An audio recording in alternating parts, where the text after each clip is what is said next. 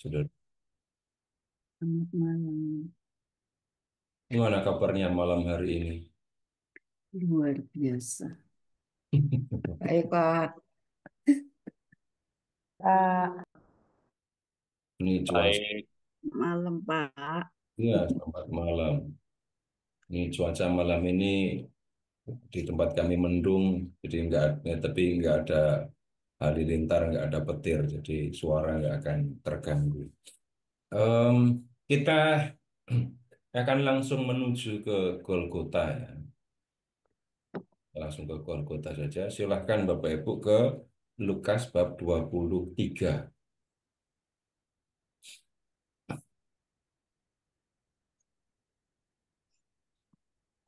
Yang kita perlu lihat, kita perlu lihat atau perlu lihat lagi.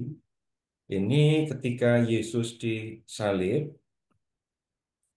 ini lihat di 23 ayat 38.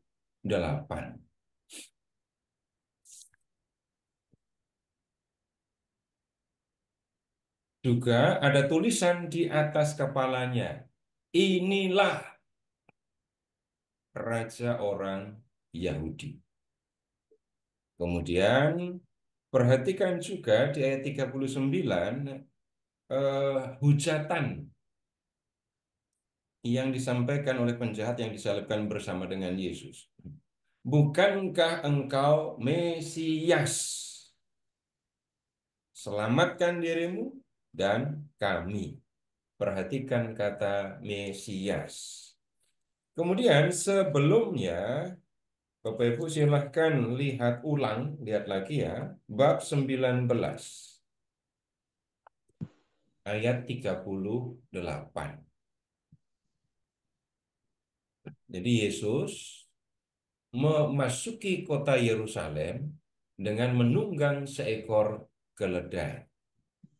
Orang-orang Yahudi langsung ingat bahwa apa yang dilakukan oleh Yesus ini adalah seperti yang pernah dinubuatkan oleh Nabi Zakaria. Raja Yerusalem akan datang dengan menunggang seekor keledai. Lalu di 1938 orang banyak itu berkata, "Diberkatilah dia yang datang sebagai raja dalam nama Tuhan. Damai sejahtera di surga dan kemuliaan di tempat yang maha tinggi." Yesus masuk ke Yerusalem sebagai raja. Nah, kemudian di kayu salib, Yesus dinyatakan sebagai raja. Kemudian penjahat yang disalibkan bersama dengan Yesus, walaupun berupa hujatan, menyebut ya, penjahat itu menyebut Yesus sebagai Mesias. Nah, kalau kita mendengar atau membaca Yesus yang bertindak sebagai raja, ingat lagi ya, umumnya kalau orang mendengar kata raja akan ingat tahta, kemudian jangan-jangan juga ingat permaisuri. Lalu ingat orang yang datang menyembah. Tetapi yang seperti ini tolong dipinggirkan dulu. Tolong dipinggirkan dulu. Kenapa? Kalau Yesus disebut dan menyatakan diri sebagai raja, urusannya bukan soal kekuasaan, urusannya bukan soal tahta, apalagi permaisuri. Lalu apa? Bapak Ibu sekarang tolong dibuka ulang, buka lagi ya. 1 Samuel bab 10 ayat 1. 1 Samuel bab 10 lihat ayat 1.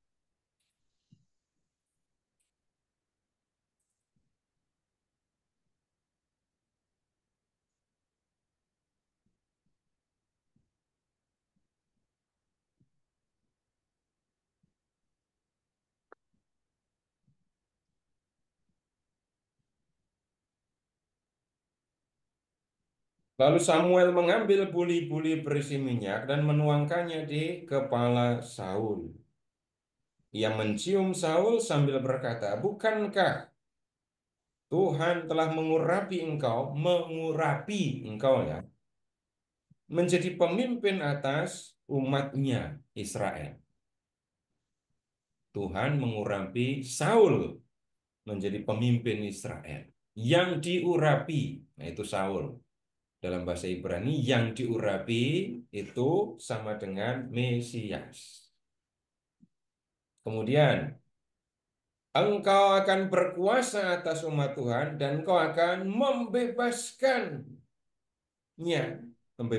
umat Tuhan dari tangan musuh-musuh di sekitarnya. Engkau akan menyelamatkan umat Tuhan dari tangan musuh-musuh mereka. Kalau mendengar kata Raja Mesias, ini yang perlu kita ingat.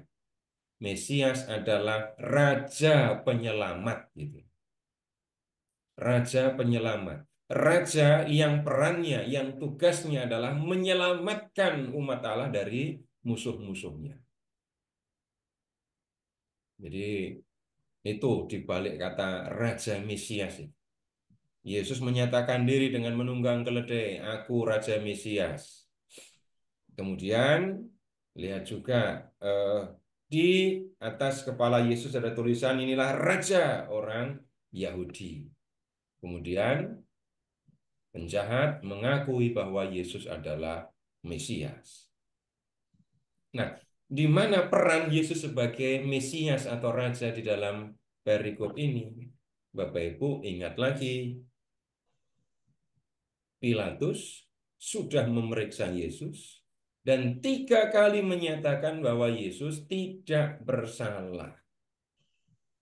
Masih tambah lagi, kepala pasukan yang bertanggung jawab atas penyaliban Yesus mengatakan bahwa Yesus itu adalah orang benar.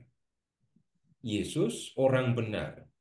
Kalau begitu, 3 kali pengakuan Pilatus dan 1 kali pengakuan kepala pasukan. 4 kali Yesus dinyatakan dia tidak bersalah. Dia orang benar. Kalau Yesus mati di kayu salib dan kemudian ya dikuburkan, turun ke dunia orang mati, selanjutnya ini sudah lebih teologis ya. Di situ kita menemukan Yesus bertindak sebagai Raja Penyelamat. Dia menanggung hukuman yang harusnya ditanggung oleh manusia yang berdosa. Karena hukumannya sudah ditanggung oleh Yesus, maka manusia yang berdosa itu dipandang pantas, dipandang layak untuk masuk dalam kerajaan Allah. Kalau di dalam ini Injil Lukas, kehidupan kekal digambarkan sebagai kerajaan Allah, tetapi juga digambarkan sebagai Firdaus. Kata Yesus kepadanya, "Sesungguhnya aku berkata kepadamu, hari ini juga engkau akan ada bersama dengan aku di dalam Firdaus." Nah, kalau di Injil Yohanes, hidup kekal itu hidup bersama dengan Allah. Nah, di Injil di Injil Lukas dibuat lebih sebagai dengan gambaran, tapi sebenarnya ini lebih jelas. Apa yang terjadi di Taman Firdaus?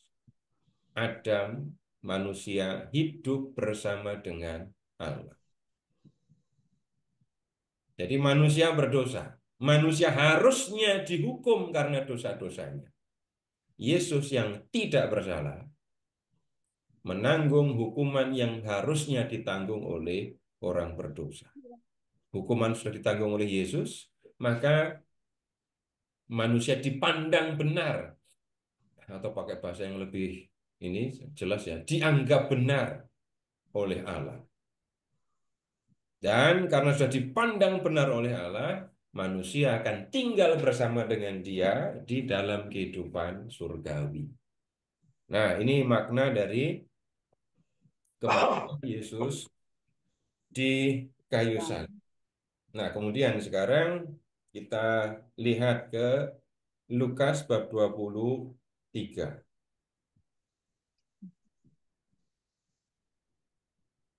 ayat 44.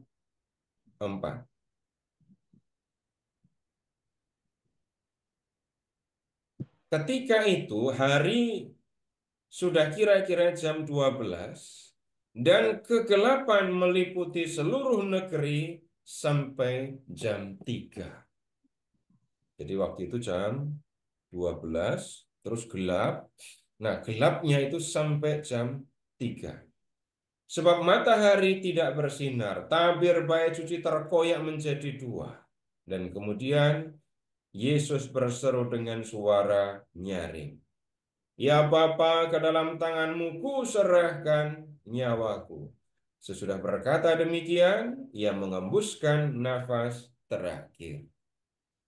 Nah, silakan Bapak Ibu membayangkan, ini kalau bicara matahari tidak bersinar, ini gerhana matahari. Tapi gerhana matahari masa 3 jam? Ini gerhana paling lama kalau mau perhatikan di dalam ilmu fisika ini ya. Tapi kemudian begini, saya tidak akan mengajak Bapak Ibu untuk melihat ini dari sisi apa menyebutnya ya, ilmu fisika gitu ya, enggak. Matahari tidak bersinar sehingga menjadi gelap. Tabir bait suci terkoyak menjadi dua, lalu Yesus berseru dengan suara nyaring. Bapak Ibu perhatikan apa yang ada di dalam teks, kemudian perhatikan suasana ketika Yesus wafat. Ini jelas bukan kematian manusia atau bukan kematian orang biasa yang seperti ini. Karena kematian Yesus ditandai atau disertai dengan tanda-tanda alam yang bisa dikatakan dahsyat gitu ya. Nah, kemudian Bapak Ibu lihat yang di Injil Lukas ini, Bapak Ibu ketemu dengan Eloi, Eloi lama sabachthani gitu enggak tadi? Atau di pertemuan yang lalu dan hari ini. Nggak ada, Ya Pak. Bapa, ke dalam tanganmu ku serahkan nyawaku. Sesudah berkata demikian, ia mengembuskan napas terakhir. Nah, dalam hal ini Bapak Ibu, Injil Lukas lebih dekat ke Yohanes. Kita tidak ketemu Yesus yang mengungkapkan mazmur itu ya. Allahku, Allahku, mengapa engkau meninggalkan aku? Nah, kemudian lihat sekarang ke ayat 47. Ketika kepala pasukan melihat apa yang terjadi, ia memuliakan Allah. Katanya, sungguh orang ini orang benar. Bapak Ibu, tolong lihat ketika kepala pasukan melihat apa yang terjadi. Memangnya apa yang terjadi? Perhatikan langit yang menjadi gelap, lalu Yesus yang bicara, ya Bapa, ke dalam tanganmu kuserahkan nyawa. Ini kan kalimat yang tidak biasa. Boleh diperiksa, Bapak Ibu pernah menghadapi berapa kali orang meninggal. Kalau Yesus meninggal wafat di kayu salib, lihat apa yang sedang ini terjadi ya. Yesus menyerahkan nyawanya kepada Bapa. Jadi kalau memperhatikan kalimat ini, Yesus meninggal bukan karena kehabisan darah, bukan karena kelelahan disiksa, bukan. Yesus meninggal karena dia menyerahkan nyawanya kepada Bapa. Nah, melihat ini, kepala pasukan bicara, ini orang benar, bukan orang jahat. Ini kepala pasukan ya. Jadi kalau kepala pasukan bisa dipastikan dia sudah mengalami, dia sudah melihat bagaimana banyak orang mati di hadapannya kan. Nggak mungkin bisa naik pangkat menjadi kepala pasukan tapi nggak pernah ikut perang. Dan kalau ikut perang, risiko membunuh sudah pasti ada. Mengeksekusi tawanan sudah jelas bisa. Dia sudah menemukan, melihat begitu banyak kematian, tapi melihat kematian Yesus, dia sampai kepada pengakuan bahwa Yesus adalah orang benar. Sesudah seluruh orang banyak yang datang berkerumun di situ untuk tontonan itu melihat apa yang terjadi, pulanglah mereka sambil memukul-mukul dada mereka. Tapi ayat 49. Semua kenalan Yesus berdiri dari jauh, termasuk perempuan-perempuan yang mengikuti dia dari Galilea dan melihat semuanya itu. Bapak Ibu, kalau kita melihat di Getsemani ketika Yesus ditangkap, boleh Bapak Ibu periksa ulang ya, bab 22, mulai dari ayat 47 sampai dengan 53. Tolong diperiksa murid-murid lari apa enggak. Ada enggak pernyataan bahwa murid-murid Yesus itu lari? 47 sampai dengan 53.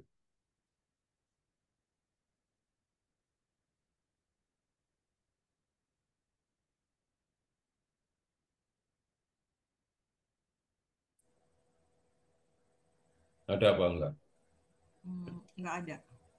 Hmm. Tidak disebutkan murid-murid lari. Kalau di Injil Matius, itu larinya kencang benar mereka.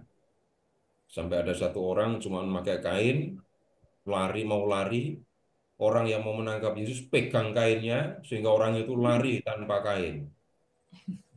Tapi kalau yang kita lihat di dalam Injil Lukas ini, tidak secara eksplisit ya, jelas disebut Yesus itu, para murid itu pergi.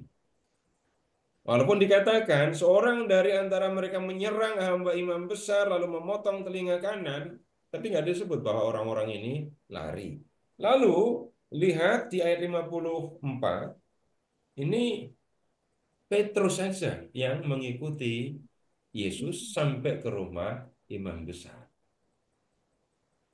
Nah, tidak sekali lagi tidak eksplisit dikatakan murid-murid pergi. Nah, sekarang agak repot Bapak Ibu membaca bab 23 ayat 49.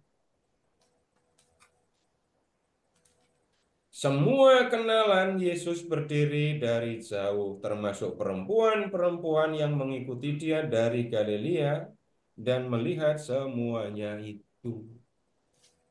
Semua kenalannya itu siapa? Apakah murid-murid Yesus, para rasul ada di situ? Nah, nanti terjawabnya di belakangnya. Tapi juga tidak secara eksplisit dikatakan murid-murid atau para rasul hadir waktu penyaliban Yesus. Yang jelas disebut itu adalah para perempuan yang mengikuti Yesus dari Galilea. Dan ini menjadi hal yang penting Bapak Ibu untuk kita perhatikan. Yang menyaksikan Yesus mati di kayu salib itu adalah para perempuan. Ya. Kemudian ayat 50, kita akan ketemu lagi dengan para perempuan ini nanti. Adalah seorang yang bernama Yusuf. Ia anggota Mahkamah Agama dan seorang yang baik lagi benar. Mahkamah Agama. Ya, Bapak Ibu, tolong sekarang ke bab 22 ayat 66. 22:46. Kenapa kamu tidur? Setelah hari siang berkumpullah sidang para tua-tua bangsa itu, imam-imam kepala dan ahli-ahli Taurat. Lalu mereka menghadapkan dia ke mahkamah agama. Mahkamah agama inilah Bapak Ibu yang mengadili Yesus. Yang mengambil putusan untuk Yesus supaya dia dijatuhi hukuman mati. Anggotanya itu ada 70 orang plus satu ketuanya imam besar. Kembali ke 2350. Yusuf, ya, ini anggota Mahkamah Agama. Satu dari 70 orang itu. Berarti kita bisa melihat tidak semua anggota Mahkamah Agama setuju dengan penyaliban Yesus kalau begitu ya. Tapi ya kalah suara dengan orang-orang anggota Mahkamah Agama yang setuju dengan kematian Yesus. Kembali ke bab 23 ke ayat 51 ditegaskan di sini. Ia tidak setuju dengan putusan dan tindakan majelis itu. Majelis sama dengan Mahkamah Agama. Jadi dia tidak setuju. Dia termasuk yang tidak setuju Mahkamah Agama menjatuhkan hukuman mati kepada Yesus. Ia berasal dari Arimatea, sebuah kota Yahudi, dan ia menanti-nantikan kerajaan Allah. Jadi yang memperhatikan Yesus setelah wafat, itu adalah anggota Mahkamah Agama. Ya. Dan Bapak Ibu bisa membayangkan orang ini kalau begitu nungguin Yesus, waktu mahkamah bersidang dia ada, mengungkapkan ketidaksetujuannya, tapi nggak berpengaruh. Kemudian kalau begitu juga kita bisa lihat dia hadir di Golgota waktu Yesus disalib. Setelah melihat Yesus memang sudah meninggal, 52. Ia pergi menghadap Pilatus untuk meminta jenazah Yesus. Sesudah menurunkan jenazah itu, ia mengafaninya dengan kain linen, lalu membaringkannya dalam kubur yang dibuat di bukit batu, di mana belum pernah dibaringkan jenazah. Nah, orang ini punya tanggung jawab penting dalam menurunkan jenazah Yesus dan menguburkannya. Nah, kemudian kalau di Injil Yohanes masih ada orang lain selain Yusuf ya, Pak Niko, nama lengkapnya Nikodemus itu juga ikut bertanggung jawab untuk mengurus jenazah Yesus. Kalau di Injil Lukas, nah hanya Yusuf inilah yang bisa ditanggung jawab, yang bisa dikatakan mengurus jenazah Yesus yang tergantung di kayu salib, minta izin kepada Pilatus, sesudah itu menurunkan jenazah Yesus, lalu menguburkannya dalam kubur baru, kubur yang belum pernah dipakai. Hari itu adalah hari persiapan dan Sabat hampir mulai. Sabat, nah, kalau Sabat itu kan mulainya jam 6 terbitnya bulan. Bapak-Ibu begini catatan ya. Orang Yahudi itu menghitung waktu bukan dari jam 00, bukan dari terbitnya matahari sampai terbenamnya, tetapi orang Yahudi menghitung hari itu mulai dengan terbitnya bulan sampai terbitnya bulan berikutnya. Itu 1 hari. Nanti di malam Paskah, Bapak Ibu kalau mendengar bacaan yang pertama, kisah penciptaan, refrennya adalah maka jadilah petang, jadilah pagi, hari pertama. Hari dimulai dengan terbitnya bulan di petang hari, sampai terbitnya bulan di petang hari berikutnya. Sabat itu mulai dengan terbenamnya matahari, katakan saja jam 6 sore. Nah, menyentuh jenazah itu najis. Najisnya sampai matahari terbenam. Nah, yang mengurus jenazah Yesus nggak bisa ngurus sampai selesai mengingat soal jenis soal Sabat ini ya. 55. Perempuan-perempuan yang datang bersama Yesus dari Galilea ikut serta dan mereka melihat kubur itu dan bagaimana jenazahnya dibaringkan. Bapak Ibu lihat ayat 49. Perempuan-perempuan yang mengikuti Yesus dari Galilea melihat semuanya itu. Yusuf dari Arimatea menurunkan jenazah. Perempuan-perempuan yang datang dari Galilea, lihat ayat 55, ya, ikut serta dalam penurunan jenazah dan penguburannya. Mereka melihat kubur dan bagaimana jenazahnya dibaringkan. Para perempuan menjadi saksi ketika Yesus mati di kayu salib, kemudian dikuburkan. Nah, kemudian 56. Nah, setelah pulang, mereka menyediakan rempah-rempah dan minyak wangi. Ini orang-orang Galilea pulangnya kemana? Pasti nggak ke Galilea, kejauhan kalau ke Galilea.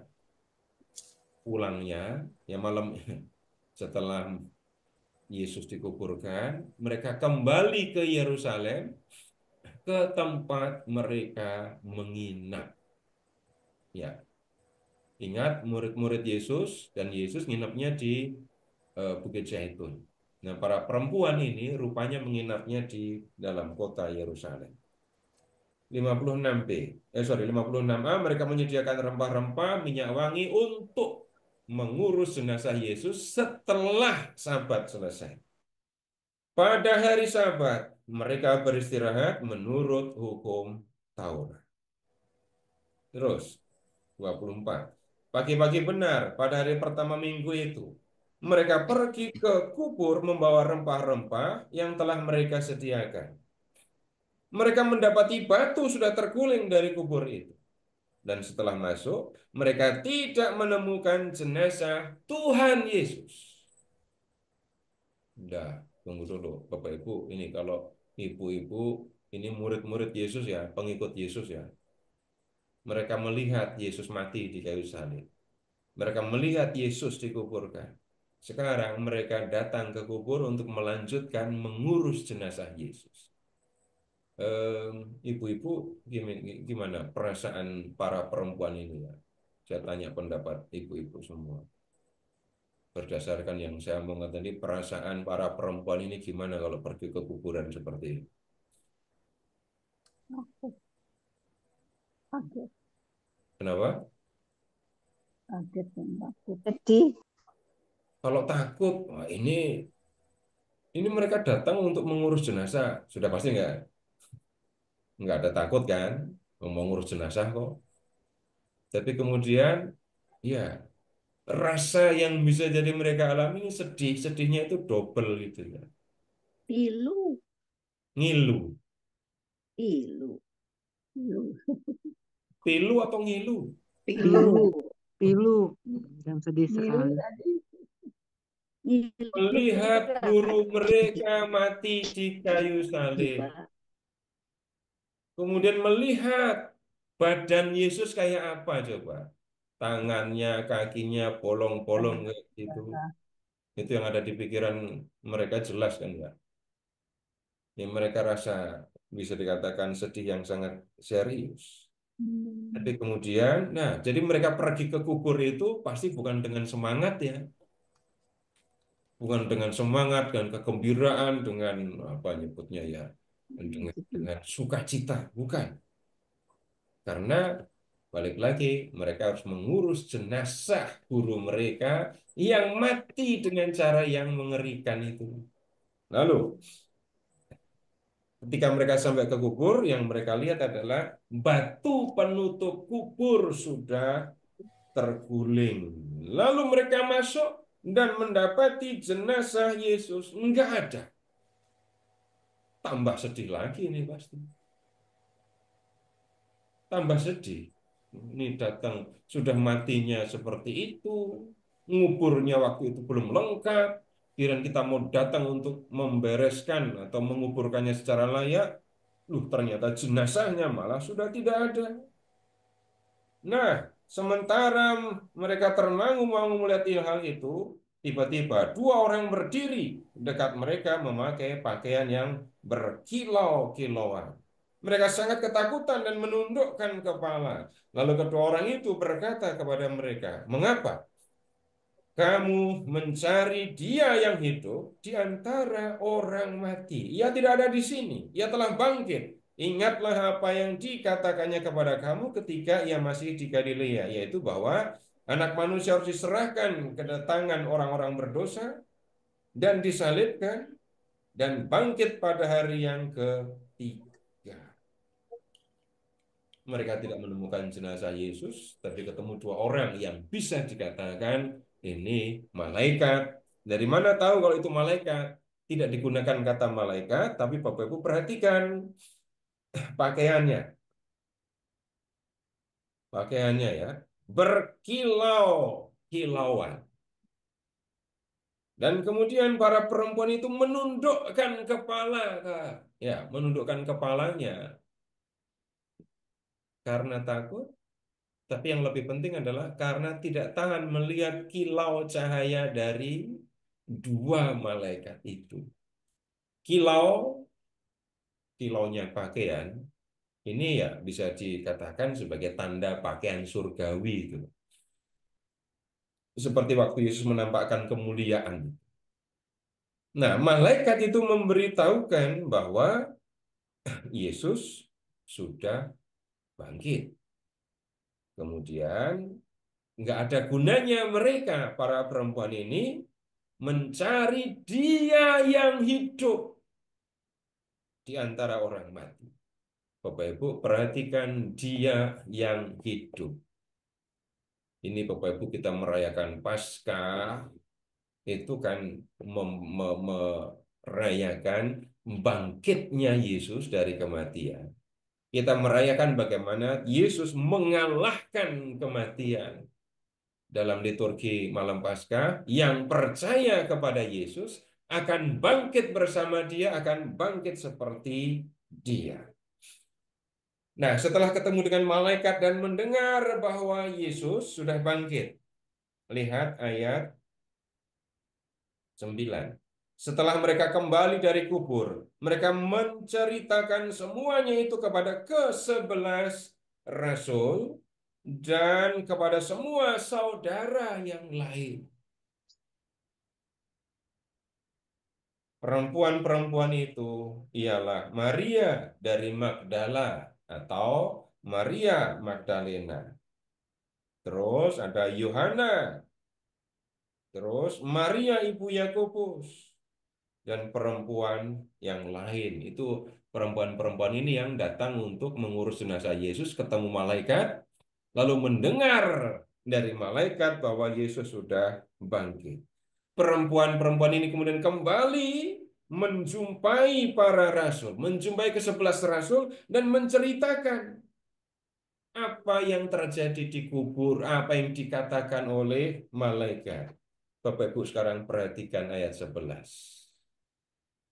Namun bagi mereka, bagi para rasul dan yang lain, perkataan-perkataan itu, perkataan yang diucapkan oleh para perempuan itu, seakan-akan omong kosong. Para rasul, 11 rasul, dan saudara-saudara yang lain menganggap omongan perempuan-perempuan ini tadi omong kosong, tidak bisa dipercaya. Nah, kemudian walaupun ada situasi yang seperti itu, ayat 12, sungguh pun demikian, Petrus bangun, lalu berlari ke kubur itu. Ketika ia menjenguk ke dalam, ia melihat hanya kain kafan saja. Lalu ia pergi dan bertanya dalam hatinya apa yang kiranya telah terjadi. Sebelumnya itu kan Tuhan Yesus mengatakan sampai 3 kali bahwa Dia akan menderita, mati, bangkit. Tapi ya kalau kita sekarang sudah terbiasa mendengar ucapan seperti itu, nggak ada kesulitan bagi kita untuk percaya Yesus bangkit. Tapi untuk Petrus dan untuk rasul-rasul yang lain, Yesus mati terus bangkit. Nggak masuk akal. Nggak bisa itu mereka terima. Maka mereka nganggap omongan para perempuan itu kosong, nggak ada artinya. Petrus melihat ke kubur, hanya menemukan kain kafan Yesus, dan hanya bertanya dalam hati, apa yang sebenarnya terjadi? Ada jawabannya? Belum. Nah, Bapak Ibu, kejadian para perempuan ketemu malaikat dan bicara kepada para rasul itu pagi ya, pagi itu. Kemudian ayat 13. Pada hari itu juga dua orang murid Yesus pergi ke sebuah kampung bernama Emmaus yang terletak kira-kira 11 kilometer dari Yerusalem. Dan mereka bercakap-cakap tentang segala sesuatu yang telah terjadi. Ketika mereka bercakap-cakap dan bertukar pikiran, Yesus sendiri mendekati mereka lalu berjalan bersama mereka. Ada sesuatu yang menghalangi mata mereka sehingga mereka tidak dapat mengenal Dia. Nah, kemudian sekarang Bapak Ibu, sekarang tolong lihat ke ayat 28 dan 29. Bab 24 ya. Masih melanjutkan cerita Emmaus ini. Mereka mendekati kampung yang mereka tuju. Lalu ia berbuat seolah-olah hendak meneruskan perjalanannya. Namun mereka sangat mendesaknya. Katanya, tinggallah bersama kami, sebab hari telah menjelang malam dan matahari hampir terbenam. Lalu masuklah ia untuk tinggal bersama mereka. Nah, Bapak Ibu, tolong bantu saya ya. Ini di wilayah yang 4 musim, wilayah yang 4 musim. Yesus wafat, ya, itu kan sesudah Paskah. Paskah itu bulannya Maret, April. Kalau dijadikan kalender Masehi, bulan Nisan, di mana ada perayaan Paskah tanggal 14, itu bulan Maret dan April. Nah, di negeri yang 4 musim, kalau pas Maret April itu musim apa? Musim semi, spring. Spring. Iya, Pertanyaan berikutnya, di bulan-bulan seperti ini, matahari itu terbenamnya lambat apa cepat? lambat. Lambat. Bisa menunjukkan kira-kira 6, 7, 8, 9, jam berapa? Biasanya sekitar jam 8 baru gelap ya. Sekitar jam 8 baru gelap. Nah, yang saya maksudkan begini. Tadi dua orang murid tadi kan mengatakan, tinggallah bersama kami. Matahari hampir terbenam. Ini udah sore, bahkan udah malam ya kalau hitungan wajar. Iya, Jadi pagi hari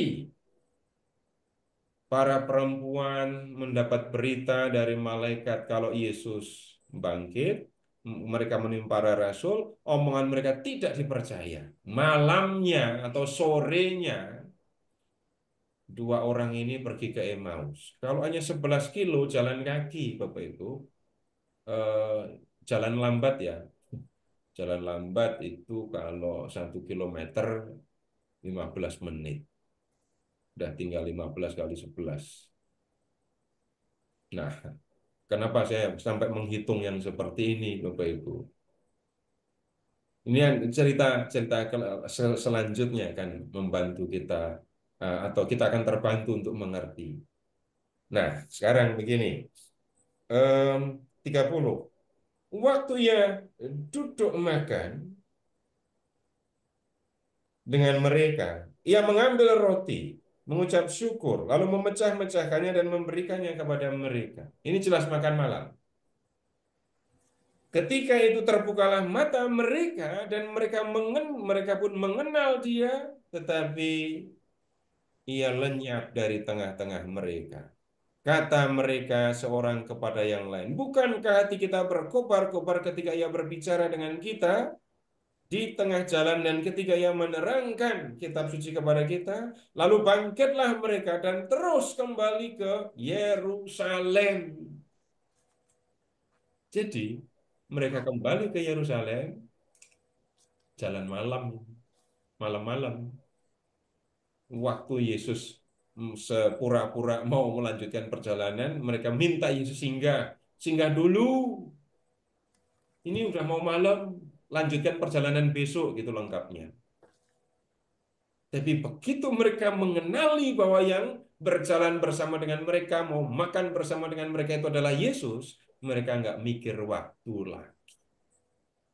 Malam itu juga itu jadi makan apa enggak ya? Atau bungkus saja nanti makan di jalan gitu. Mereka sudah gak mikir makan lagi. Memang tidak disebut mereka makan apa enggak ya. Bangkitlah mereka, terus kembali ke Yerusalem. Malam itu juga, saat itu juga mereka kembali ke Yerusalem. Sudah gak mikir waktu, malam gelap, udah gak bingung mereka. Nah, kemudian sampai di Yerusalem. Di situ mereka mendapati ke-11 rasul itu dan orang-orang yang ada bersama dengan mereka sedang berkumpul. Mereka menemui para rasul di Yerusalem, lalu lihat para rasul sedang kumpul. Oh, Bapak Ibu lihat ya ayat 33, mereka mendapati ke-11 rasul itu. Berarti dua yang pergi ke Emmaus tadi bukan rasul ya, bukan rasul, tapi murid. Nah, kalau di dalam Injil Lukas, Bapak Ibu akan menemukan ada rasul, terus ada murid juga. Rasul itu ya 12. Nah, kemudian murid itu, Bapak Ibu silahkan mengingat, Yesus mengutus 70 murid. Nanti di Kisah Para Rasul, 120 orang berkumpul bersama di Yerusalem menantikan Roh Kudus. Nah, kemudian kita kembali ke ruangan mereka. Kata mereka itu, sesungguhnya Tuhan telah bangkit dan telah menampakkan diri kepada Simon. Lalu kedua orang itu pun menceritakan apa yang terjadi di tengah jalan dan bagaimana mereka mengenali dia pada waktu ia memecah-mecahkan roti. Bapak Ibu, dari segi kalimat di sini ada yang membingungkan. Kan dua orang kembali ke Yerusalem, ketemu dengan 11 rasul dan yang lain kan. Kemudian ayat 34. Kata mereka, sesungguhnya Tuhan telah bangkit dan menampakkan diri kepada Simon. Kata mereka, merekanya itu siapa di ayat 34? Mbak orang. 11 murid. Tuh, bisa beda kan? Kalau dari sisi bahasa, kita akan menemukan bisa 11 murid, bisa ini orang-orang yang ada bersama mereka, bisa juga dua orang ini. Apalagi membaca ini. Lalu kedua orang itu pun menceritakan. Nah, sekarang lihat di bab 24 ayat 12. Ya, Petrus bangun, pergi ke kubur, hanya melihat kain kafan, dan kemudian bertanya-tanya apa yang terjadi. Di sini kita menemukan di 25-34. Tuhan telah bangkit dan menampakkan diri kepada Simon. Nah, kita bisa membacanya begini, ya. Di Yerusalem 11 rasul dan yang lain kumpul. Dua orang tadi kan udah pamit ke Emmaus kan ya, pamit lah. Tapi kemudian, loh, ini dua orang yang tadi pamit, loh kok sekarang sudah sampai ke sini lagi? Nah, 11 rasul atau satu di antara mereka ngasih tahu mereka, Tuhan sudah bangkit. Tuhan sudah menampakkan diri kepada Simon. Tetapi penampakan kepada Simon, Bapak Ibu, kita tidak temukan ceritanya di Injil Lukas. Penampakannya seperti apa nggak disampaikan. Tapi 11 rasul tadi ya mengatakan kepada dua orang ini Yesus sudah bangkit dan sudah menampakkan diri kepada Simon. Nah, dua orang ini kemudian menanggapi, kami berangkat ke Emmaus tadi sore. Kami ketemu dengan Tuhan selama perjalanan. Dan kemudian dia singgah di rumah, makan, lalu hilang. Kami segera ke sini dan kemudian lihat mereka menceritakan apa yang terjadi di tengah jalan dan waktu di rumah memecahkan roti tadi. 36. Sementara mereka bercakap-cakap tentang hal-hal itu, Yesus tiba-tiba berdiri di tengah-tengah mereka dan berkata kepada mereka, "Damai sejahtera bagi kamu." Mereka terkejut dan takut dan menyangka bahwa mereka melihat hantu. Takut, lalu menyangka ini ada hantu ada di tengah mereka. Bapak Ibu lihat agak detail ya. Mereka sedang bercakap-cakap, tiba-tiba Yesus berdiri di tengah mereka lalu menyampaikan, nih, damai sejahtera bagi kamu.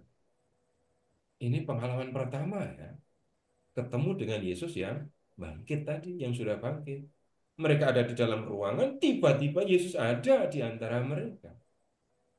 Lalu menyangka mereka melihat hantu. Mereka nggak kritis lagi ya. Masa hantu menyampaikan salam, damai sejahtera bagi kamu. Bapak yang pernah melihat hantu, pernah dengar hantu ngomong kayak gitu?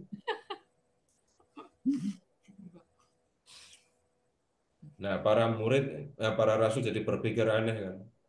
Masa mereka mendengar salam, damai sejahtera, lalu yang menyampaikan salam itu dituduh hantu. Bukan karena salamnya sebenarnya ya, tapi karena tiba-tiba ada di antara mereka.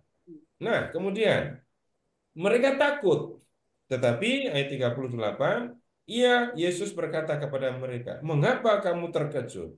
Dan apa sebabnya timbul keraguan-raguan dalam hatimu?" Mereka sudah melihat Yesus, Yesus ada di hadapan mereka gitu. Sudah jelas ini Yesus. Tapi ya mereka nggak menyangka Yesus mengalami hal seperti ini. Yesus mati di kayu salib. Kemudian sekarang Yesus ada di hadapan mereka. Kalau kalau kemudian para perempuan tadi ada di situ, mereka akan bilang apa? Kan udah aku bilang tadi pagi kalian nggak percaya gitu ya. Iya. Para perempuan itu loh melihat malaikat, ketemu malaikat, mendengar berita dari malaikat. Mereka ini melihat Yesus ketemu dengan Yesus. Tapi mereka menjadi malah nggak percaya, ragu-ragu, takut. Nah, kemudian bagaimana Yesus meyakinkan mereka bahwa yang mereka jumpai itu adalah benar-benar Yesus. Bapak Ibu kita selesaikan dulu teksnya ya, tanggung nanti diskusinya habis ini. Nah, kemudian ayat 39. Lihatlah tanganku dan kakiku. Aku sendirilah ini. Repalah aku dan lihatlah. Karena hantu tidak ada daging dan tulangnya seperti yang kamu lihat ada padaku. Ini nanti kita perlu perhatikan ini juga. Sepertinya gampang, tapi nggak segampang yang mungkin pernah kita dengar. Kalau ada ini manusia dengan daging dan darah tembus tembok, nah kita akan menemukan ada yang istimewa nih pasti. Aneh. Nah, sekarang Yesus ketika 40 sambil berkata demikian ia memperlihatkan tangan dan kakinya kepada mereka. Maksudnya apa? Memperlihatkan tangan dan kaki. Membuktikan, yang dipaku Di paku, berlubang. bekas paku. menunjukkan lukanya yang disalib. Bukan salib. Ya, eh, di waktu Yesus disalib itu ketemu paku apa enggak? Nah, itu pakunya gede. Enggak ada pakunya. Ayat berapa ada paku? Enggak ada. Tapi begini, kenapa kok kita menyimpulkan bahwa itu paku itu yang penting?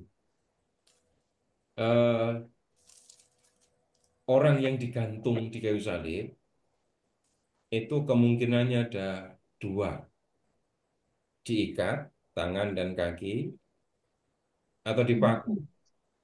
Ya. Kalau ini penggalian arkeologis, ada penggalian yang sampai menemukan tumit, tulang tulang kaki ini ya, lengkap, pakunya masih ketinggalan. Maksudnya, secara arkeologis terbukti bahwa dulu memang ada orang yang disalib dengan dipaku gitu loh. Disalib dengan dipaku itu ada beneran. Dan kemudian begini, eh, bentuk salibnya itu ada yang cuma tiang, lurus tiang itu. Ada yang tiang dengan palang, jadinya seperti huruf T besar. Yang kita biasa kenal itu ya tiang, palang, lalu ada ini seperti huruf T kecil, palangnya agak turun. Nah, yang digunakan untuk menyalibkan Yesus biasanya kita tahu, pahami, terima sampai sekarang itu salib palang yang bentuknya seperti T kecil. Tapi kalau Bapak Ibu mau apa menyebutnya ya, mengetahui atau melihat ada salib yang bentuknya seperti huruf T besar, nah itu sebenarnya dasarnya juga sama. Itu tiang gantung penyalipan yang biasa dilakukan oleh orang Romawi. Nah, kemudian diterima, kita menerima bahwa Yesus itu waktu digantung di kayu salib, itu dipaku. Nah, kemudian kalau Yesus menunjukkan tangan, itu karena Yesus mau menunjukkan ini benar-benar aku. Kemudian kalau Yesus menunjukkan kaki, ya mau menunjukkan paku, bekas paku. Itu kaki Yesus bolong, tangan Yesus bolong gitu loh. Ini untuk menunjukkan ini benar aku. Maksudnya aku mati di kayu salib, tapi sekarang aku hidup.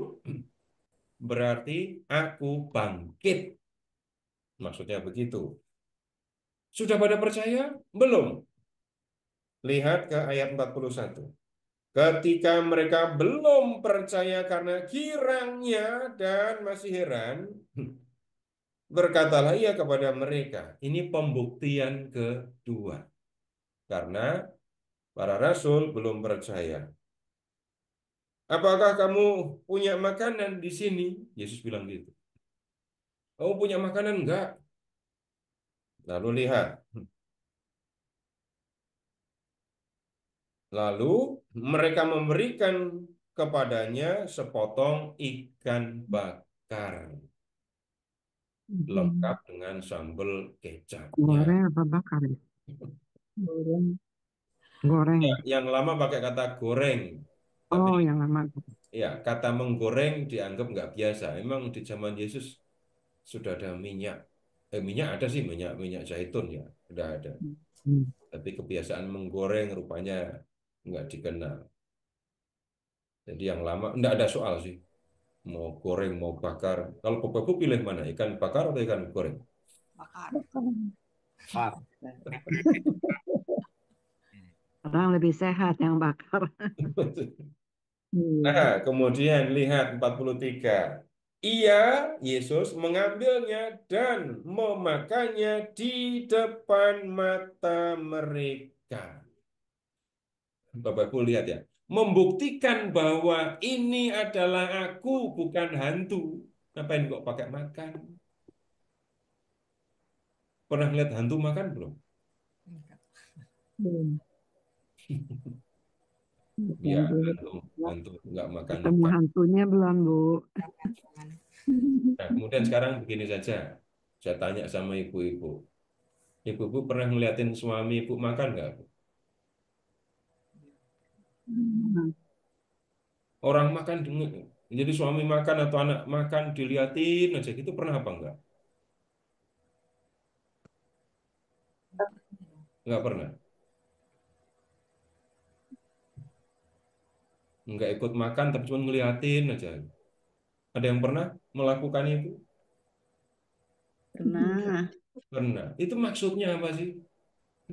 Enak makannya. Hah? ngelihat wajahnya, cuman ngeliatin. Kalau wajahnya begini, oh ini berarti enak makanannya. Oh berarti ini seneng makannya. Iya. Nah, tapi kemudian coba perhatikan lebih lanjut. Suami ibu, anak ibu, orang tua ibu itu makannya sama semua atau enggak ekspresinya kalau pas makan? Ke masing-masing lain. Beda-beda Ini saja. lah. Gini, Bapak Ibu perhatikan orang-orang di sekitar Bapak Ibu ketika mereka sedang serius membaca. Wajahnya sama atau beda satu dengan yang lain? Beda. Beda, ada yang mirip, Beda. ada yang mirip tapi tetap beda. Ketika orang melakukan hal yang sama, kegiatan yang sama, satu orang dengan yang lain itu apa menyebutnya ya, sikapnya, kemudian ekspresinya bisa beda-beda. Yesus makan di depan mata mereka untuk menunjukkan bahwa dia bukan hantu. Itu yang penting. Kemudian dari cara Yesus makan, murid-murid akan mengenali dia. Cara makan. Itu yang dimaksudkan. Nah, kemudian sesudah itu ayat 44. Ketika ia berkata kepada mereka, inilah perkataanku yang telah kukatakan kepadamu ketika aku masih bersama kamu, yakni bahwa harus digenapi semua yang tertulis tentang aku dalam kitab Taurat, Nabi-Nabi, dan Mazmur. Lalu ia membuka pikiran mereka sehingga mereka mengerti kitab suci. Ini kalau Yesus berbuat begini kepada kita, gitu, seneng ini ya. Membuka pikiran mereka terus mereka ngerti isi kitab suci. Ya, sebenarnya apa yang dialami oleh para murid juga kita alami, walaupun bentuknya lain. Para murid sepintar-pintarnya mereka, Bapak Ibu, para rasul itu sepintar-pintar mereka, gak punya Alkitab. Enggak ada mereka punya Alkitab. Mereka ikut Yesus kemana-mana nggak bawa Alkitab. Nah, kemudian Tuhan bicara kepada mereka, membantu mereka supaya mereka mengerti isi kitab suci. Bapak Ibu ingat-ingat saja, kapan Bapak Ibu mulai ngalami Tuhan membuka pikiran Bapak Ibu sehingga Bapak Ibu mengerti isi kitab suci. Ngalami kan? Kemudian 46. Katanya kepada mereka, ada tertulis begini, Mesias harus menderita dan bangkit dari antara orang mati pada hari yang ketiga. Dan juga dalam namanya berita tentang pertobatan untuk pengampunan dosa harus diberitakan kepada segala bangsa mulai dari Yerusalem. Kamu adalah saksi-saksi dari semuanya ini. Lihatlah, aku akan mengirimkan kepadamu apa yang dijanjikan Bapa. Kamu harus tinggal di dalam kota ini sampai kamu diperlengkapi dengan kekuasaan dari tempat tinggi. Baik, kita lihat beberapa hal yang disampaikan oleh Tuhan Yesus. Ketika dua orang murid tadi dalam perjalanan ke Emmaus, Tuhan Yesus bilang begini, coba Bapak Ibu ke ayat 25. Lalu ia berkata kepada mereka, kepada dua murid tadi, hai kamu orang bodoh, betapa lambannya hatimu untuk mempercayai segala sesuatu yang telah dikatakan para nabi. Bukankah Mesias harus menderita semuanya itu untuk masuk dalam kemuliaannya? Sekarang Yesus berkata, Mesias harus menderita, lalu bangkit dari antara orang mati pada hari ketiga. Ini Bapak Ibu agak repot nyari ini ayat yang dikutip oleh Tuhan Yesus itu mana gitu. Mana teks yang dikutip oleh Tuhan Yesus? Karena kalau bicara tentang Mesias di perjanjian lama Bapak Ibu, enggak akan ketemu Mesias yang mati. Tapi tolong ingat-ingat tadi ya, Yesus berapa kali disebut oleh Pilatus dia nggak bersalah? 3 kali. Kepala pasukan mengatakan Yesus itu orang benar. Bapak Ibu, kita lihat macam-macam di sini. Pilatus, kepala pasukan mengatakan Yesus orang benar. Lalu sekarang kita mendengar Mesias mati, menderita, mati, dan bangkit. Teks yang khusus bicara tentang Mesias seperti ini, Bapak Ibu tidak akan temukan di dalam Alkitab, di dalam Perjanjian Lama. Ya, yang kita akan temukan kalau mencari di Perjanjian Lama itu bukan Mesias, tetapi hamba Tuhan yang menderita. Hamba Tuhan yang menderita. Yang tertulis dalam kitab Nabi Yesaya bab 52 ayat 13 sampai dengan bab 53 ayat 12. Ya, kita lihat teks itu. Kita lihat Yesaya 52.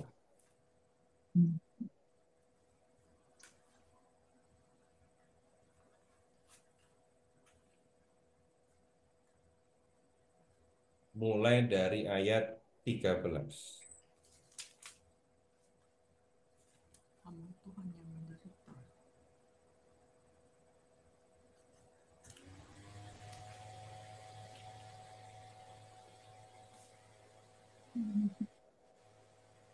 Sudah ketemu teksnya?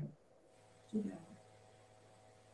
Baik, sekarang lihat langsung ke 53 ayat 3.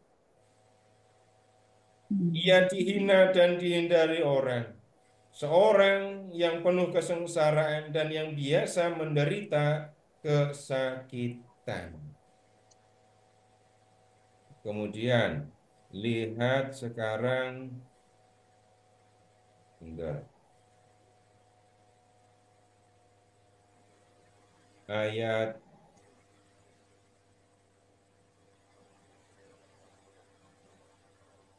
7. 53 ayat 7. Dia dianiaya tetapi dia membiarkan dirinya disakiti dan tidak membuka mulutnya seperti anak domba yang dibawa ke pembantaian. Kemudian sekarang sesudah ditahan dan dihukum, ia digiring pergi. Siapa yang peduli akan apa yang terjadi padanya? Nah, berikutnya. Sungguh dia terputus dari negeri orang-orang hidup. Apa artinya? Terputus dari negeri orang hidup. Mati. Ya, hamba Tuhan yang dianiaya, yang dihinati tadi, mati. 9. Orang menempatkan kuburnya di antara orang-orang fasik dan makamnya ada di antara orang kaya. Itu tinggalin dulu. Ia menempatkan kuburnya di antara orang-orang fasik. Bapak Ibu perhatikan Yesus yang disalib bersama dengan dua orang penjahat. Kemudian berikutnya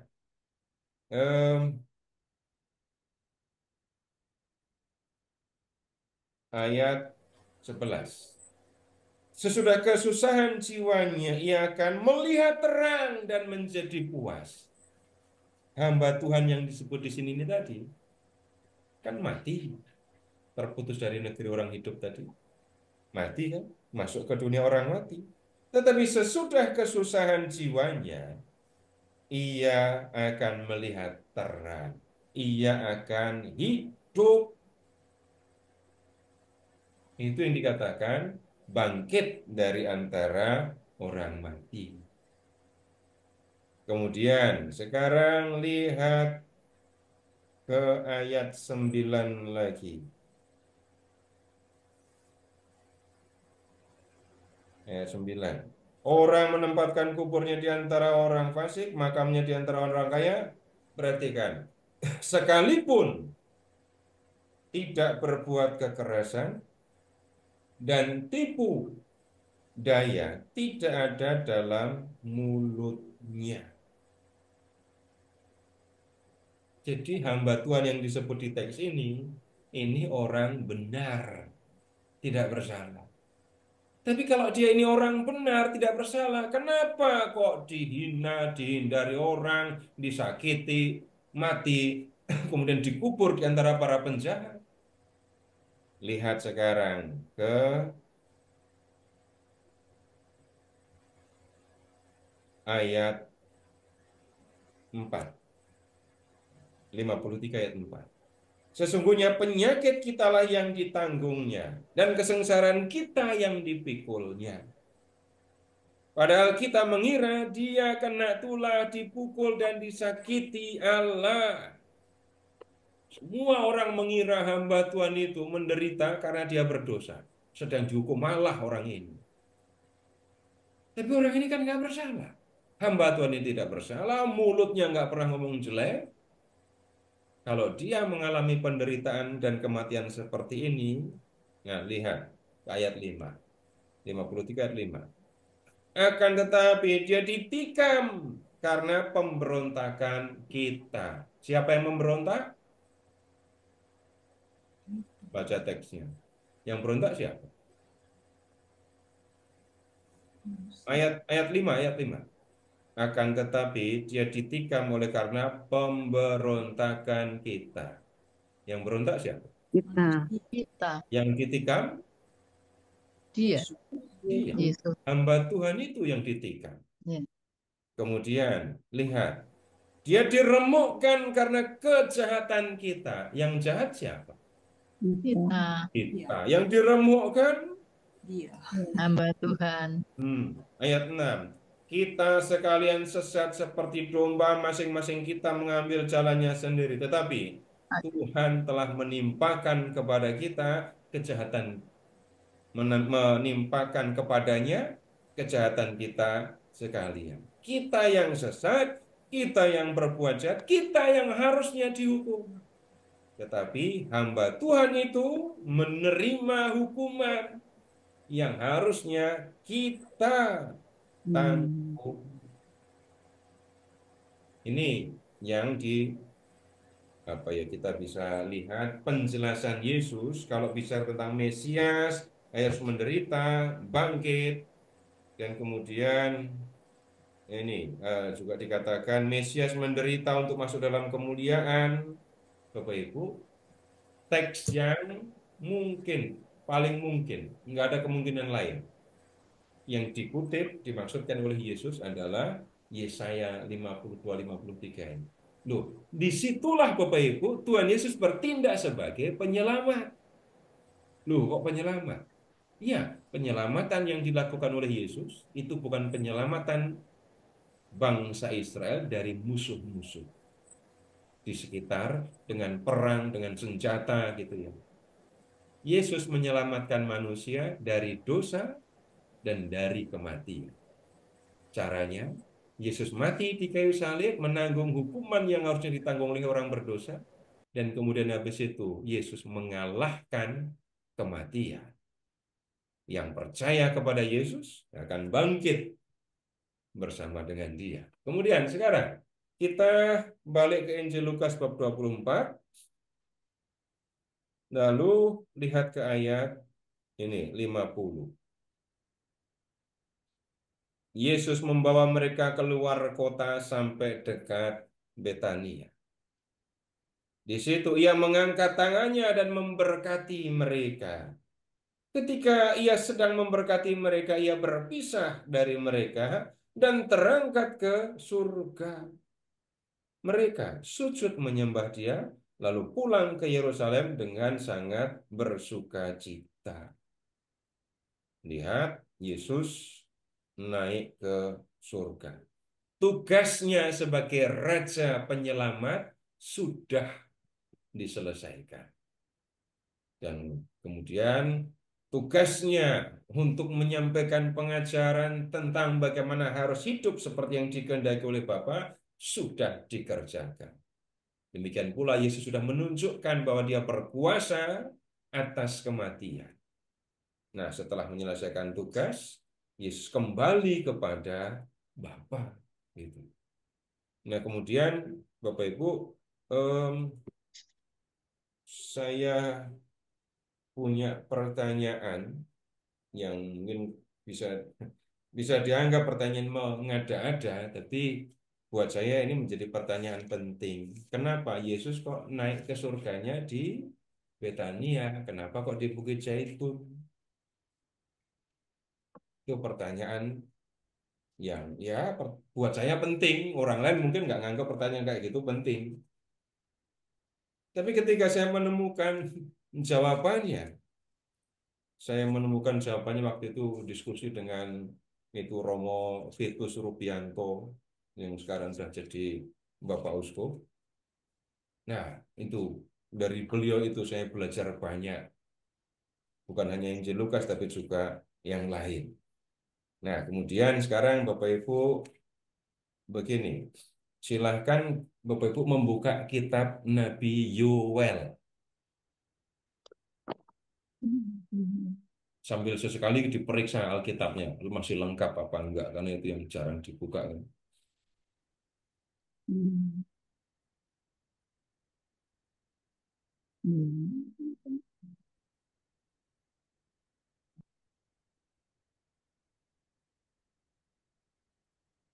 Yoel bab 3.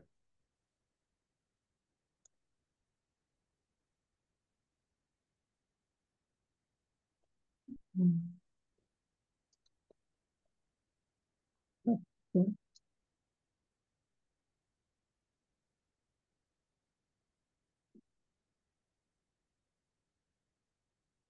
Sudah ketemu Yoel bab 3?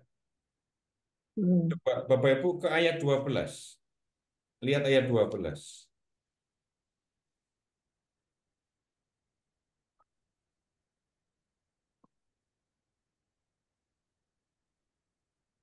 Apa yang Bapak Ibu temukan di situ? Lembah Yosafat. Biarlah Hmm. bangsa-bangsa dan maju ke lembah Yosafat. Biarlah Sebab bangsa-bangsa bergerak dan maju ke lembah Yosafat. Kenapa kok lembah Yosafat? Sebab di sana aku, ini Allah yang bicara, akan duduk menghakimi segala bangsa dari segenap penjuru. Jadi nanti di akhir zaman Allah akan menghakimi semua bangsa. Dan penghakimannya itu akan terjadi di lembah Yosafat. Nah, Bapak Ibu, Yerusalem. Dari Yerusalem melihat ke timur, dan Bapak Ibu akan menemukan Bukit Zaitun. Tadi Yesus take off, itu kan di Bukit Zaitun ini. Ya, nanti di di Kisah Para Rasul juga dikatakan begitu. Nah, lembah Yosafat itu oleh orang Yahudi dipahami sebagai lembah Kidron, lembah yang menghubungkan atau memisahkan bukit tempat berdirinya Bait Allah Yerusalem dengan Bukit Zaitun.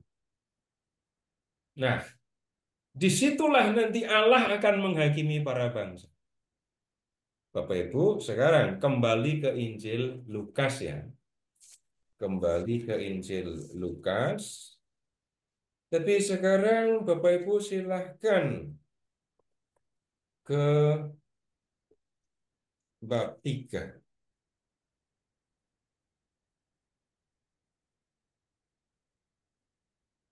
Bab 4, maaf.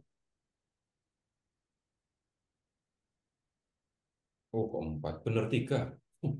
Udah benar omongan saya yang pertama, udah benar. Ayat 17 itu. Masih ingat itu? Iya, sorry, Lukas bab 3 ayat 17. Masih ingat? Yang dimaksudkan oleh Yohanes Pembaptis itu adalah Yesus. Yesus itulah yang akan bertindak sebagai hakim di akhir zaman. Alat penampi sudah di tangannya, gitu kan? Untuk membersihkan tempat pengirikannya dan untuk mengumpulkan gandum ke dalam lumbung, tetapi sekam akan dibakarnya dalam api yang tak terpadamkan. Yesus oleh Yohanes diberitakan dia yang akan membawa kuasa untuk menghakimi. Allah atau Bapa menyerahkan kuasa penghakiman kepada Yesus. Nah, penghakiman akan terjadi di lembah Yosafat atau lembah Kidron, kata atau nubuat Yoel. Yesus naik ke surga. Nanti di Kisah Para Rasul ditunjukkan seperti Yesus naik, seperti itu juga lah Yesus akan turun. Di tempat Yesus naik ke surga, di situ dia akan turun. Dengan menyebut bahwa kenaikan Yesus terjadi di Bukit Zaitun, mau ditunjukkan juga Yesuslah yang berkuasa untuk menghakimi semua bangsa itu. Baik, Bapak Ibu, sampai di sini kita membaca Injil Lukas. Sekarang silahkan kalau ada yang perlu ditanyakan. Silahkan Pak Ferry. Baik, Pak, terima kasih Pak Seto. Bapak Ibu, boleh oh Pak. silakan Om Maleni langsung ini Pak Seto, Om Maleni. Ya, saya tapi tentang lain ya Pak. Saya mau bacakan tentang ini. Lukas 6 ayat 34 Pak. Itu di TB1 sama TB2 menurut Bapak sama enggak sih Pak? Coba lihat. Memang kenapa? Menurut saya tuh lain, tapi kok menurut teman-teman tuh sama.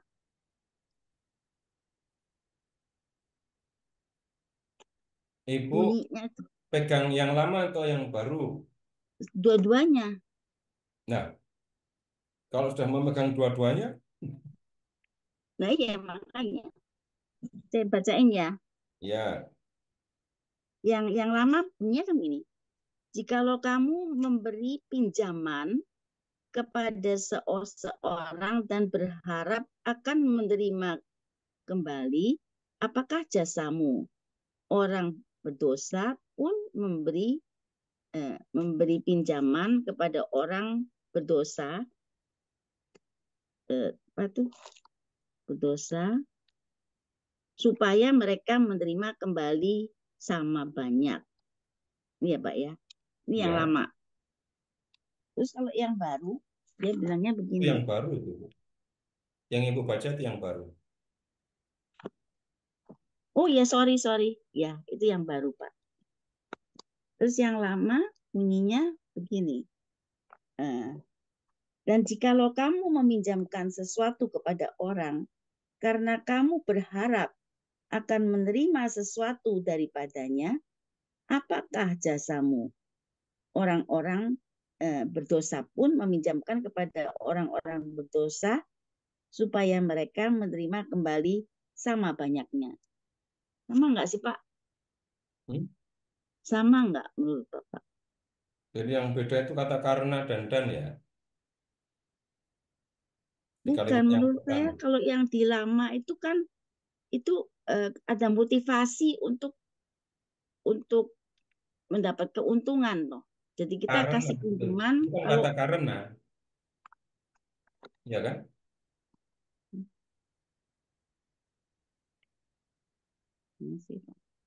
Yang lama dengan pakai kata karena. Kalau yang baru karena kamu berharap, ya betul. dan berharap. Dan Nah, berharap, kata karena memang bisa menunjukkan ini motivasi. Tapi kalau kata dan itu lebih netral gitu ya. Memberi dan sesudah itu berharap akan menerima. Tapi kemudian kalau yang lama karena kamu berharap akan menerima, maka kamu mau memberi pinjaman. Ya, kalau dikatakan ini kata karena jadi menunjukkan motivasi yang lama. Tapi kemudian dengan adanya kata dan makna jadi berubah. Jadi memberi lalu berharap akan menerima kembali. Jauh lebih kuat ketika menggunakan kata karena. Tapi soal kuat atau tidak kuatnya, kalau soal penerjemahan, ini yang kita perlu lihat teks yang aslinya. Tapi kalau terjemahan yang baru ya, itu soal ketepatan penerjemahan jauh lebih ya lebih diandalkan. loh. Tapi kalau kayak di sini yang di baru ini ya Pak, berarti kalau kita minjemkan uang sama orang gitu misalnya, jadi kita nggak boleh mengharapkan uang itu kembali kepada kita.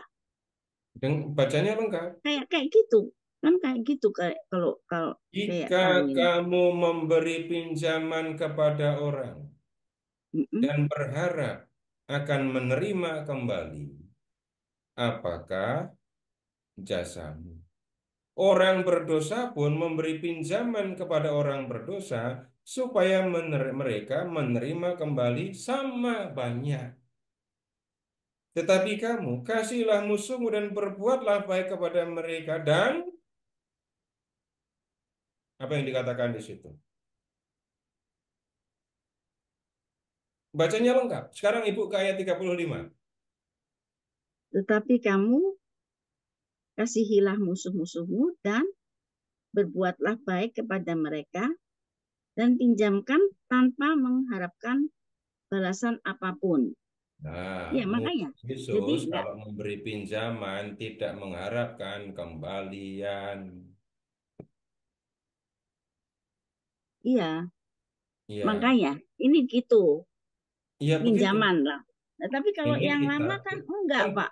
kan belum selesai bicaranya. Ibu pahami dulu, terima atau tidak tunggu dulu. Pahami yang tertulis dulu. Bedanya murid Yesus dengan yang bukan murid Yesus apa? Orang tidak mengenal Allah kalau memberi pinjaman mengharapkan pinjamannya itu kembali, itu kan? Hmm, hmm. Murid Yesus kalau memberi pinjaman bagaimana? Enggak boleh mengharapkan dia kembali Tidak gitu kan. mengharapkan itu akan kembali. Iya, Ya, ibu itu yang mengerti baru. cuma nggak terima kan? Loh, terima Pak, tapi yang baru gitu. Tapi kalau Iya, yang lama enggak menurut saya. Enggak gitu, Pak. Menurut saya itu kan dia kan kalau bermotivasi kayak gitu. belum selesai. Ibu bacanya ya 34. Ibu tadi belum baca ya 35. Ya kan? Oh, yang lama.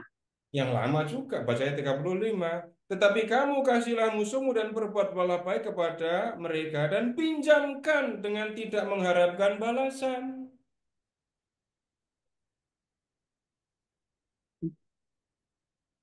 Tapi kamu kasih. Maka saya mengatakan, Ibu tadi, kalau dari sisi penerjemahan, yang baru itu kita melihat perbaikan dan menjadi pasti lebih dekat dengan teks yang asli. Begitu. Nah, Jadi kalau mau kalau mempelajari gitu yang benar seperti ya. kenapa? Benar tentang pinjaman itu ya, Pak ya. Nah iya, Ibu tadi kan membaca hanya ayat 34. Mm-mm. Saya minta Ibu baca sampai ayat 35. Dan Ibu akan menemukan perbedaan antara orang yang tidak mengenal Allah dan murid Yesus ketika memberi pinjaman. Itu isinya. Hmm. Jadi kalau gitu kita minjamkan kepada orang misalnya dengan secara tulus, eh, apa karena kasihan sama dia tulus. Tapi kita tahu bahwa dia eh, kita percaya dia, terus kita kasih pinjaman.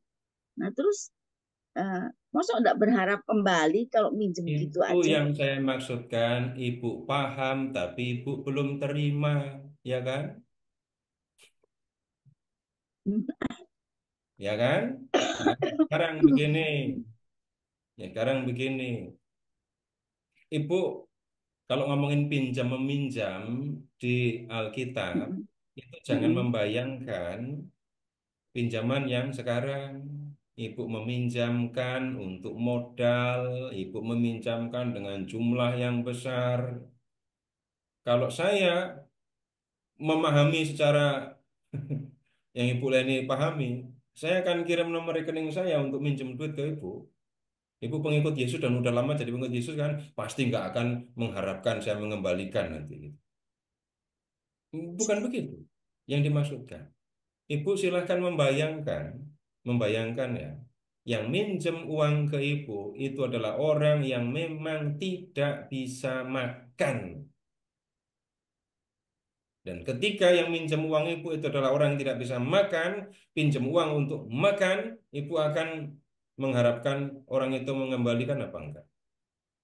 Ini bukan soal Oh iya, ekonomi, iya, iya. bukan soal ekonomi. Namanya pinjem ya pinjem. Duit nggak kenal saudara, bukan itu. Iya, iya, iya, iya. Jadi orang di zaman kuno kalau meminjam yang dimaksudkan dengan riba, dengan bunga, itu bukan Nggak pinjaman ada. untuk modal. Bukan pinjaman. Loh. Jangankan untuk modal, lu bayar sekolah aja, Bapak Ibu nggak ketemukan kok di Alkitab. Tapi Hmm. orang nggak bisa makan, pakaian juga sudah jelek, nggak ganti. Nah, gimana dia bertahan dalam hidup? Minjem. Mulutnya ngomong minjem. Dia akan berusaha mengembalikan, iya. Tapi yang meminjamkan, bayangkan, yang meminjam itu orang yang nggak punya makan. Jadi kalau misalnya Bu Leni ketemu janda Sarfat itu ya, ya cuma tinggal segenggam tepung, lalu sedikit minyak, aku akan pulang, masak, habis itu makan, terus habis itu nunggu mati. Terus orang itu datang ke Bu Leni, Bu minjem uang dong buat beli tepung. Minjemnya seberapa kalau yang seperti itu? Untuk makan. Demi bertahan hidup itu maksudnya ya. Itu lebih gampang ya. Meminjam uang untuk bertahan hidup. Oh, kalau gitu aku jadi bisa ya terima, Pak. Nah, sekarang udah terima, ya Ya, tenang aja sekarang Bu, terima. saya nggak akan minjem. Ya, Enggak. itu maksudnya. Oh ya, dah. Zaman dulu lain sama sekarang ya, Pak Nah, ya. itu yang minjem tapi ya mulutnya mengatakan minjem tapi dalam hati berkata lain itu kan lain lagi. Iya, iya, iya. Kan begitu. Enggak kita nggak ketemu yang seperti itu. Oke, oke, Meminjam. Pak. Ya. Terima kasih. Ya. Tadi saya nggak terima soalnya dibilangin sama itu yang lama sama yang baru lah sama katanya. Ya, jadi baca kuncinya, baca itu kalimat harus diselesaikan sampai ayat 35 gitu ya. Udah, ganti yang lain silahkan kalau Ya, ada. terima Silahkan. kasih, Pak. Terima Ya, kasih. baik. Terima kasih, Mama Leni. Bapak Ibu yang Terima lain kasih, Pak dipersilakan. Ferry. Ya. Ya, Pak Ferry, Ya. mohon tanya Pak Ferry. Baik, Pak Suprito, silakan, Pak. Pak Seto itu tadi kan disebutkan kalau nanti pada penghakiman terakhir itu Tuhan Yesus sendiri yang akan menghakimi seluruh umat manusia. Kemudian kita tahu kalau Tuhan Yesus itu kan sehakikat dengan Bapa dalam satu kesatuan roh yang sama. Sejak dalam penciptaan sampai dengan akhir nanti, sekarang sampai selama-lamanya.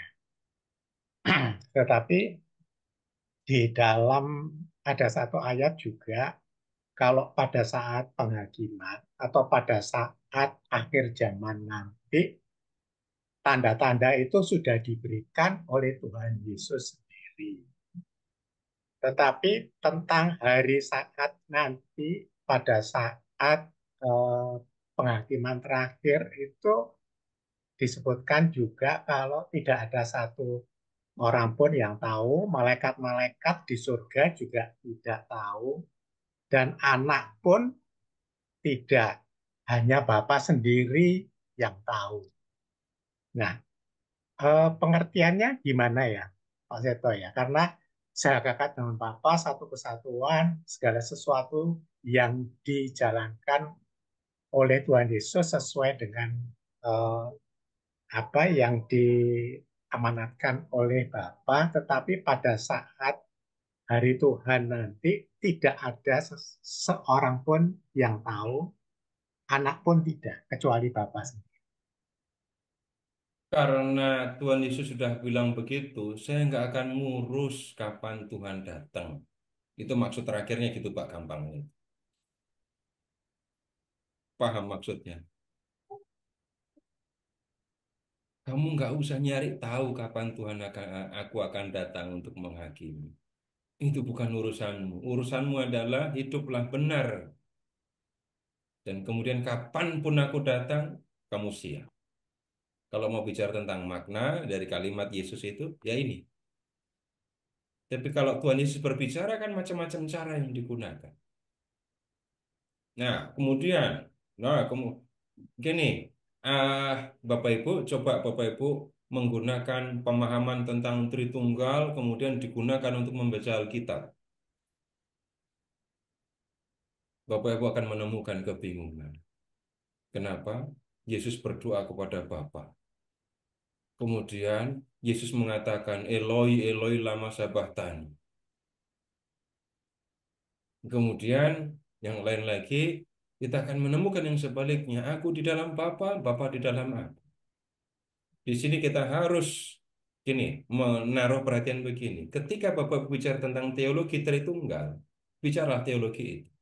Kita sedang belajar Injil, kita baca apa yang tertulis.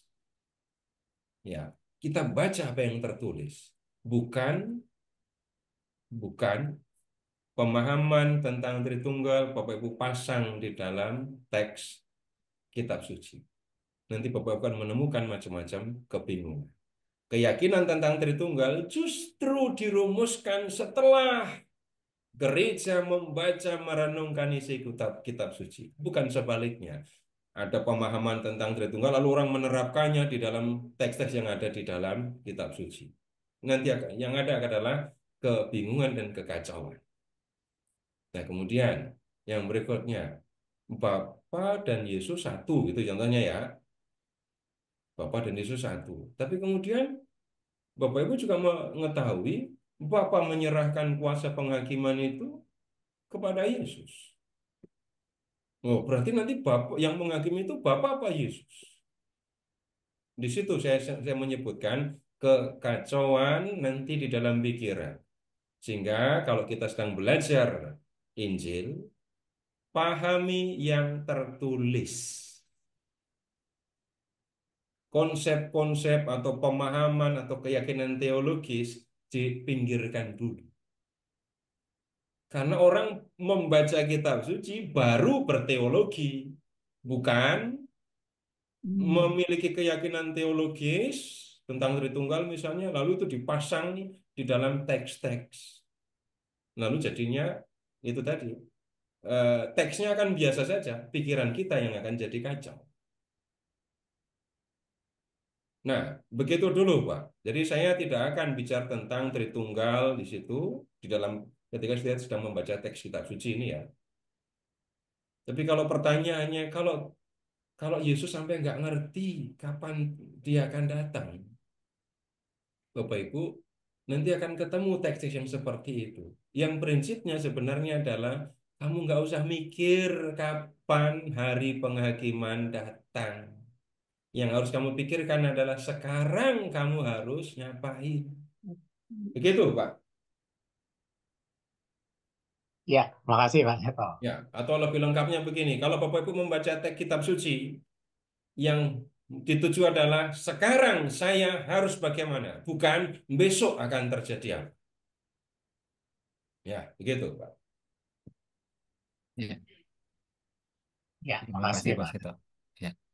Bapak Ibu dipersilakan. Ada yang lain yang ingin disampaikan?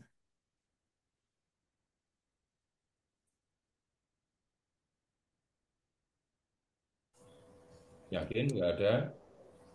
Ah, Pak. Oh, Oh, ada. ada Ya, sebentar. silakan. Eh, Ibu Miska mau bertanya, Iya, Pak. menyampaikan sesuatu? Iya, Pak Ferry. Terima kasih, Ya. Pak. Saya mau tanya apa bedanya antara murid dan rasul? Bedanya Kalau rasul kan yang murid baptis ya. dengan rasul. Ya. Sekarang begini dulu ya. Ibu tolong membuka Lukas bab 10, Bu.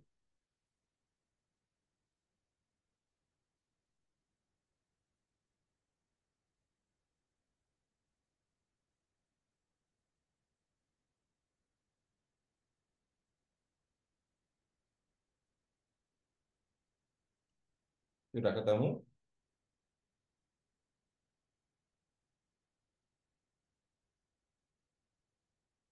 Lukas bab 10. Lihat aja ke ayat 1.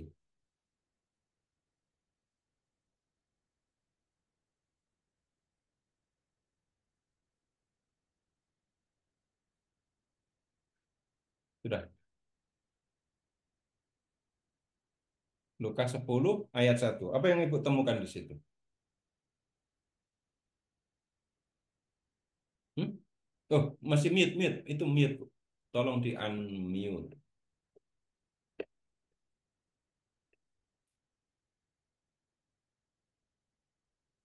Masih mute.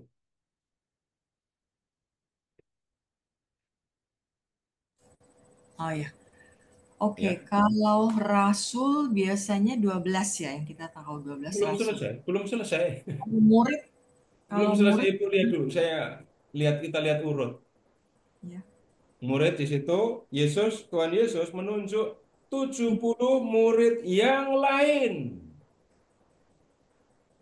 Lalu mengutus mereka berdua-dua mendahuluinya ke setiap kota dan tempat yang hendak dikunjunginya, itu kan?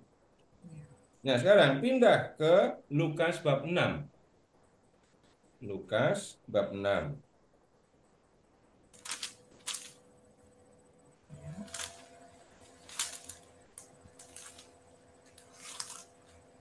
Ayat Yesus.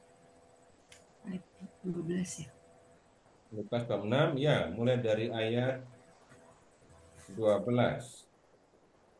Suatu ketika pada hari-hari itu pergilah Yesus ke bukit untuk berdoa, dan sepanjang malam ia berdoa kepada Allah. Ketika pagi tiba, ia memanggil murid-muridnya, lalu memilih dari antara mereka 12 orang yang disebutnya rasul. Nah, kemudian yang kita perlu lihat juga, bentar.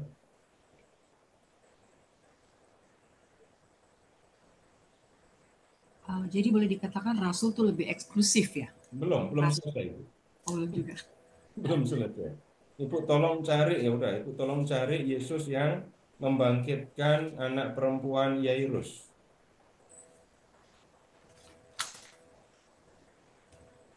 Di mana ketemu Yesus yang membangkitkan anak perempuan Yairus?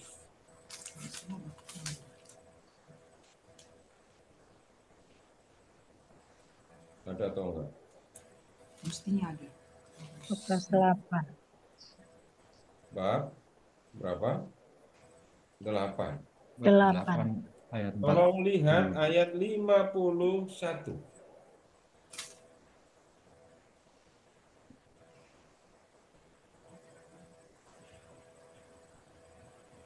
Ya, setibanya di rumah Yesus, Yesus tidak memperlihatkan seorang pun di situ. Ya, Ya, sudah tahu. ada 3 orang murid disebut di situ. Petrus, Yohanes dan Petrus, Yohanes dan Yakobus. Bab 9 ayat 28. 9:28.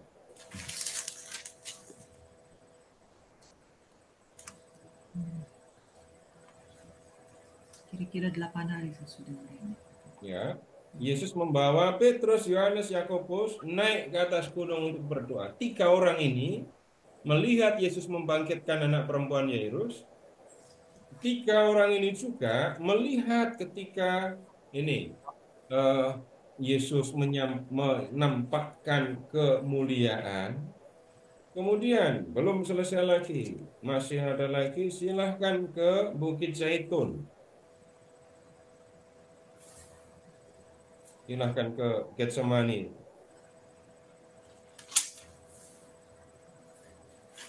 Jadi kalau di Injil Lukas, tunggu, ada apa enggak?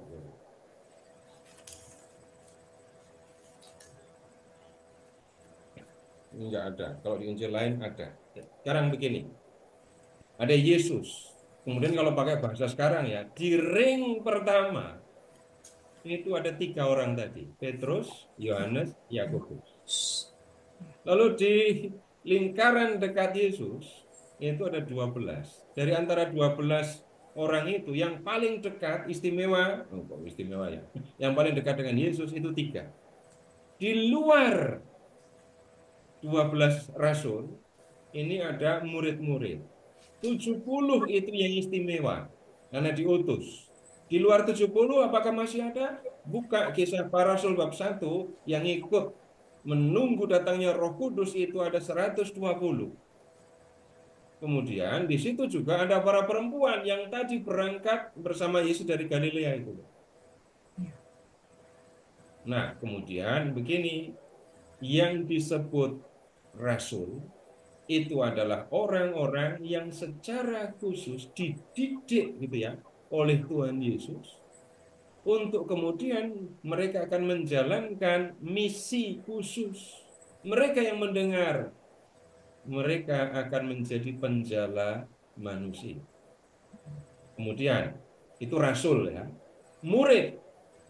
Seorang murid itu tugasnya adalah mendengarkan gurunya mengajar. Tugas murid adalah belajar. Orang-orang banyak yang mengikuti Yesus dan belajar mendengarkan apa yang diajarkan Yesus, nah itu murid. Nah, kalau bicara tentang pemilihan, yang ada murid dulu semuanya mendengarkan, belajar.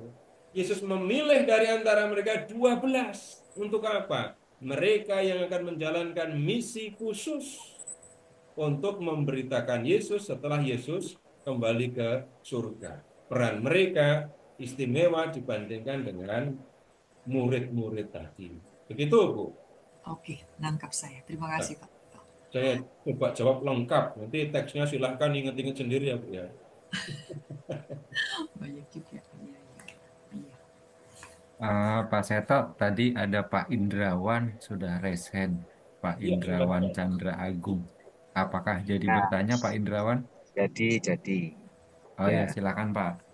selamat malam Pak Seto. Ya, iya Pak, selamat saya malam. ada beberapa pertanyaan.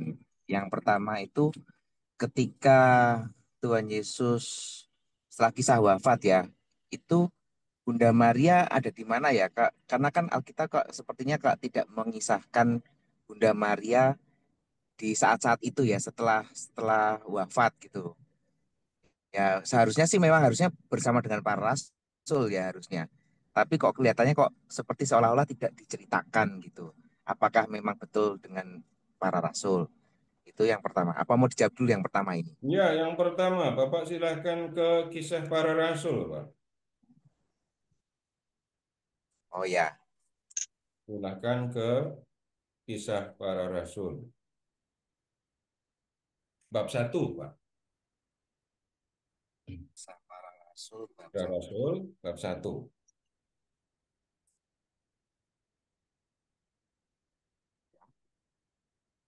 Jadi kalau di dalam perjanjian baru ya, itu ada 2 kisah Yesus yang naik ke surga. Sekarang lihat bab 1 ayat 9. Sesudah ia mengatakan demikian terangkatlah ia, disaksikan oleh mereka, dan awan menutupnya dari pandangan mereka. Ketika mereka sedang menetap ke langit, waktu ia naik, tiba-tiba berdirilah 2 orang berpakaian putih dekat mereka dan berkata, "Hai orang-orang Galilea, mengapa kamu berdiri melihat ke langit? Yesus ini yang diangkat ke surga meninggalkan kamu akan datang kembali dengan cara yang sama seperti kamu melihat dia naik." Lalu kembalilah rasul-rasul itu ke Yerusalem dari bukit yang disebut Bukit Zaitun yang hanya seperjalanan sabat jauhnya dari Yerusalem. Setelah mereka masuk ke kota, naiklah mereka ke ruang atas tempat mereka menumpang atau menginap ya. Mereka itu adalah Petrus dan Yohanes, Yakobus dan Andreas, Filipus dan Thomas, Bartolomeus dan Matius, Yakobus anak Alfeus, dan Simon orang Zelot, dan Yudas anak Yakobus. Mereka semua bertekun dengan sehati dalam doa bersama dengan beberapa perempuan serta Maria, ibu Yesus, dan saudara-saudara Yesus. Berarti Bunda Maria ketika peristiwa ini semua terjadi, ada di Yerusalem. Kenapa kok enggak? Berarti tapi Bunda Maria nggak pergi ke kubur ya waktu itu ya? Nah, kita hanya membaca apa yang ada di dalam teks, Pak ya. Jadi kalau kita melihat yang ada di teks, kita tidak menemukan Maria yang ikut ke kubur. Oh ya. Oh, Yesus di apa? Tadi pertanyaan Bapak bagaimana tadi? Ya. Ya itu oke udah yang pertama sudah oke. Nah, Yang kemudian kedua mungkin tadi gini dulu, terkait tunggu dulu. terkait dengan ya gimana? Eh, jadi nggak usah mengasumsikan, wah ini setelah Yesus wafat itu para rasul jemput Bunda Maria ke Galilea, itu keterlaluan kalau jawabnya begitu. Maria ada di Yerusalem, begitu ya. Tapi Ya, kemudian tentang kehadirannya selama Yesus menjalani kisah sengsara wafat itu, bahkan bangkit, kita tidak menemukan Bunda Maria diceritakan di dalam kisah-kisah itu. Orang juga bisa jadi akan bertanya, masa ibunya sendiri nggak ngerawat jenazah anaknya? Tapi kemudian di balik kisah di dalam Injil yang seperti itu, kita harus melihat sesuatu yang lain. Sekarang misalnya ya, kalau Yesus menampakkan diri kepada Bunda Maria, lalu Bunda Maria nanti ngomong, anakku bangkit dan memperlihatkan diri kepadaku. Tunggu, kalau ibunya ngerawat dan kemudian nanti ibunya dijumpai oleh Yesus, orang akan bilang apa? Dalam tanda kutip, apakah ucapan Bunda Maria nanti tidak akan merepotkan orang banyak? Itu kan ibu yang berhalusinasi karena ditinggal mati anaknya. Jadi seolah-olah Bunda Maria apa menyebutnya ya, kalau pakai bahasa panggung, menjauh dari panggung, lalu kemudian yang aktif dan terlibat itu adalah orang-orang yang memang sudah dipersiapkan oleh Tuhan Yesus. Begitu Pak, lanjut. ya. Terkait dengan ini ya. Jadi sebetulnya ya pertanyaan saya juga, apakah Bunda Maria sudah tahu bahwa Yesus akan bangkit pada waktu itu sebetulnya? Saya hanya akan bisa menjawab apa yang ada di dalam teks. Kalau tidak ada di dalam teks, tersirat atau tersurat, kita tidak akan menemukan jawaban. Dan ada banyak hal, Pak, yang seperti itu. Ya, Kalau ada, ya tersirat saja, wah kita masih senang ketemu jawaban gitu ya. ya, Kalau bicara tentang eh, Bunda Maria tahu apa enggak ya, kalau dia Yesus itu akan bangkit gitu. Kemudian begini, Bapak Ibu tolong perhatikan tugas Bunda Maria. Dan kemudian perhatikan juga tugas para rasul. Tugas Bunda Maria, tugas para rasul. Apakah tugas Bunda Maria sama dengan tugas para rasul? Akan berbeda. Para rasul punya tugas yang baru saja disampaikan ditanyakan Bu Miska tadi ya. Para rasul itu punya tugas khusus, memberitakan Yesus. Memberitakan apa? Yesus itu mati, menderita, mati dan bangkit. Para rasul punya tugas khusus untuk memberitakannya. Maka mereka dilengkapi dengan pengalaman perjumpaan dengan Yesus yang bangkit. Sedangkan Bunda Maria, kita tidak menemukan data. Maria diberitahu kalau dia akan mati, kalau Yesus akan mati, bangkit. Kita tidak menemukan datanya. Tetapi tugas Bunda Maria bukan pergi memberitakan bahwa Yesus mati dan bangkit. Nah, kalau memperhatikan tugasnya, maka dalam arti tertentu kita tidak memerlukan untuk tahu Maria itu satu diberitahu apakah Yesus akan bangkit atau tidak. Bahkan kita tidak diberitahu Bunda Maria itu dijumpai oleh Yesus sudah bangkit atau tidak. Jadi saya tidak bisa menjawab karena saya memang tidak menemukan apa dasar untuk menyatakan ya atau tidak. Mau mengatakan ya, saya punya dasar. Untuk mengatakan tidak, saya harus punya dasar. Tapi yang bisa saya sampaikan, ya seperti ini tadi. Peran Bunda Maria dan peran para rasul berbeda. Mereka punya peran dan tugas masing-masing. Para rasul dilengkapi dengan pengalaman perjumpaan dengan Yesus yang bangkit karena memang itu diperlukan untuk pemberitaan Injil. Begitu, Pak. ya, oke. Terima kasih Pak. Ya, pertanyaan saya yang kedua begini Pak. Tadi kan diceritakan di Lukas bahwa pada kejadian itu ke-11 murid itu kan kumpul ya. Nah, tapi kalau misalnya kita tahu bahwa kisah tentang Thomas gitu kan di kitab yang lain, kalau nggak salah di kitab Yohanes ya, itu kan apa namanya seakan-akan Thomas itu pada mulanya kan nggak ada ketika peristiwa itu, baru ada kemudian setelah di peristiwa pertemuan keduanya lah, seakan-akan seperti itu. Nah, menurut Pak Seto bagaimana ini? Begini, menurut saya orang-orang Katolik yang jahat sama Thomas lah. Ya, ya. Kenapa? Kenapa? Thomas seringkali dituduh percaya setelah melihat. Seolah-olah para rasul lain itu percaya sebelum melihat. Nah, itu jahatnya orang Katolik kepada Thomas.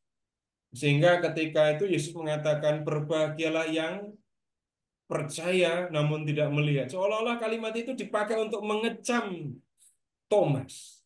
Bukan. Nah, mau mengikuti Injil Lukas atau mau mengikuti Yohanes, di situ ada Thomas ya. Kisahnya memang berbeda, tetapi keduanya menunjukkan Yesus yang bangkit menyatakan diri, menunjukkan diri kepada para rasul. Jadi ketika penampakan pertama, Yesus menunjukkan luka, menunjukkan tangan dan kaki. Ketika menampakkan diri kepada Thomas, Yesus bilang, Mas, mana jarimu? Ini, tunjukkan di bekas paku di tanganku. Sama, baik Thomas maupun 10 rasul yang lain percaya kepada Yesus bangkit setelah mereka ketemu dengan Yesus. Nah, kalau kemudian siapa yang disebut berbahagia karena percaya walaupun tidak melihat? Mereka itu adalah orang-orang yang menjadi percaya kepada Yesus berkat pemberitaan para rasul. Ini disebut di doa Yesus di Yohanes bab 17. Selain memiliki domba di kandang ini, Yesus punya domba di kandang lain. Yesus berdoa untuk mereka. Siapa mereka? Orang-orang yang percaya kepada Yesus berkat pemberitaan yang dilakukan para rasul. Nah, kisah di dalam Injil Bapak Ibu menjadi lengkap ketika lihat ya, ada yang melihat waktu Yesus disalib dan dikubur. Para perempuan tadi ya. Jadi Yesus benar-benar mati. Kemudian yang kedua, ada yang melihat benar-benar Yesus yang sudah hidup lagi. Artinya, Yesus benar-benar mati, Yesus benar-benar bangkit. Nanti kalau saksinya masih kurang, Bapak Ibu boleh tanya sama Paulus di di 1 Korintus bab 15. Yang melihat Yesus yang sudah bangkit itu bukan 120 orang, tapi 500 orang.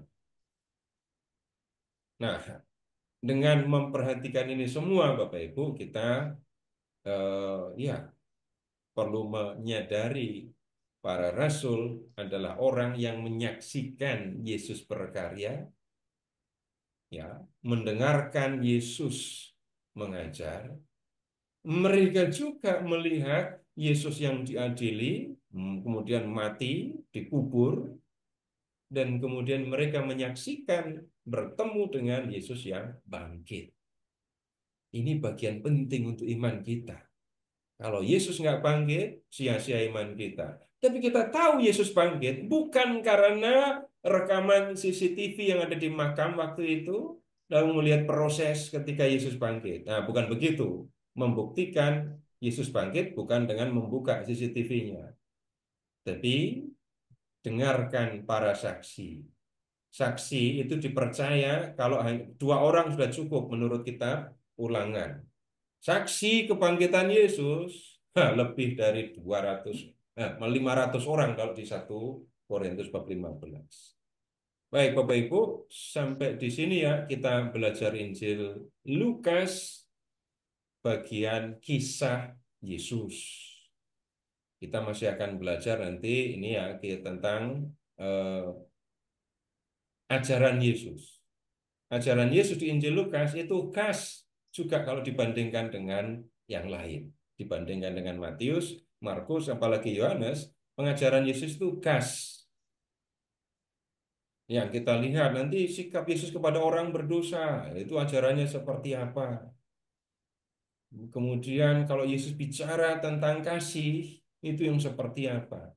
Kita akan diskusikan di kesempatan atau di periode yang berikutnya, nanti akan diberitahukan. Tapi untuk sementara Bapak Ibu, hari Senin kalau mau join belajar, ini saya mengajar di KKS, Seksi Kerasulan Kitab Suci, Blok B, tempat awal kegiatan ini berasal ya. Dan kita akan membahas ini persiapan untuk Pekan Suci.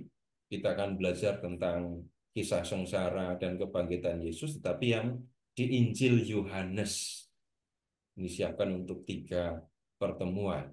Flyer atau mungkin akan menyusul.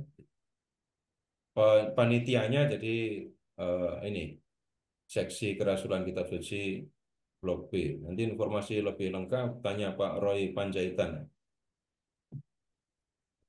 Ya, begitu. Baik, Bapak Ibu, mari kita berdoa. Dalam nama Bapa dan Putra dan Roh Kudus. Amin. Kami bersyukur kepadamu, ya Bapa, yang telah mengasihi kami. Engkau telah mengasihi kami dan Engkau telah mengutus anak-Mu untuk menyelamatkan kami. Malam ini kami telah melihat bagaimana Yesus Tuhan kami, Putra-Mu, mati di kayu salib untuk menyelamatkan kami. Dan Dia bangkit dari kematian untuk membuktikan, menunjukkan kepada kami bahwa Dia berkuasa atas kematian dan berkuasa juga untuk membangkitkan kami dari kematian.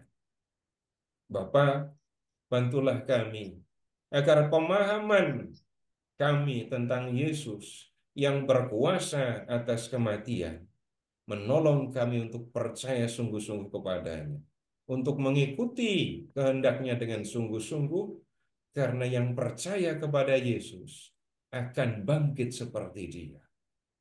Bapa, tolonglah agar kepercayaan kami ini membantu kami untuk menjalani kehidupan di dunia ini dengan penuh kegembiraan, dengan penuh kasih kepadamu dan kepada sesama kami. Bantulah kami Bapa, agar godaan, cobaan yang kami alami tidak mengalihkan pandangan kami kepada Yesus yang akan datang untuk memberikan kehidupan kekal kepada kami. Bunda Maria, bantulah kami agar menjadi seperti Engkau yang siap sedia untuk melakukan apa yang dikehendaki oleh Allah. Tolonglah kami agar menjadi hamba-hamba Allah yang setia melakukan apa yang dikehendaki oleh Allah dengan penuh kasih dan dengan penuh kegembiraan. Kemuliaan kepada Bapa dan Putra dan Roh Kudus, seperti pada permulaan, sekarang, selalu, dan sepanjang segala abad. Amin. Dalam nama Bapa dan Putra dan Roh Kudus. Amin.